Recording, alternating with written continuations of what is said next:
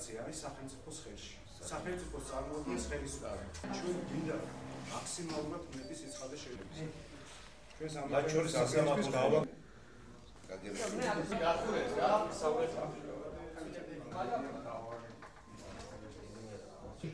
აი მოკლედ რომ მითხრა ამის გაჟღერება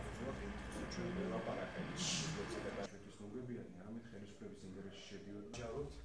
განაცხადოს ამის შესახებ ხელისუფლება იმისთვის რომ საქმე ჩაეფარცხა და მომხდარიყო ჩვენი დისკრედიტაცია ყველა გარემოება შეგვიქმნა იმისთვის რომ საპროცესო შეთანხმებაზე ხელი მოგვეწერა ეს იყო ორწლიანი რა თქმა უნდა უსამართლო შემოთავაზება და არც შემთხვევაში სახარბიელო მაგრამ თუ ჩვენს პოზიციებს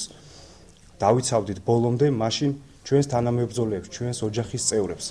ემუქრებოდა როგორც თავისუფლების აღკვეთა ასევე სიცოცხლისა და ჯანმრთელობის პრობლემა დღეს მე ვერავინ ვერ დამარწმუნებს რომ წინა ხელისუფლება ამ ყველაფერზე წამსვლელი არ იყო კოალიციის წევრი ზოგიერთი სუბიექტები შეიძლება იყოს პარტიული, შეიძლება არაპარტიული, იმიტომ რომ კოალიციაში შედის ბევრი, არის მსგავსი,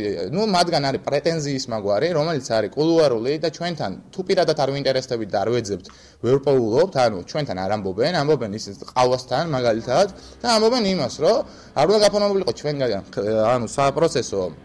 შეთანხმება და მიზეზი არის ის, რომ ჩვენ ამით წავედით კომპრომისზე. ჩვენ უკვე იქ ვიყავით და მაქსიმუმ უნდა გავკვეთებია იმისთვის, რომ გარეთ ვიღაც კიდე დარჩენილიყო, ვინც ჩვენთვისაც იბრძოლებდა ქვეყნისისა და რა თქმა უნდა იმ რეჟიმის წინააღმდეგ, რომელიც დღეს მცირე ნარჩენებია დარჩენილი და აუცილებლად სხვებთან ერთად გავიტანთ რა ამათაც.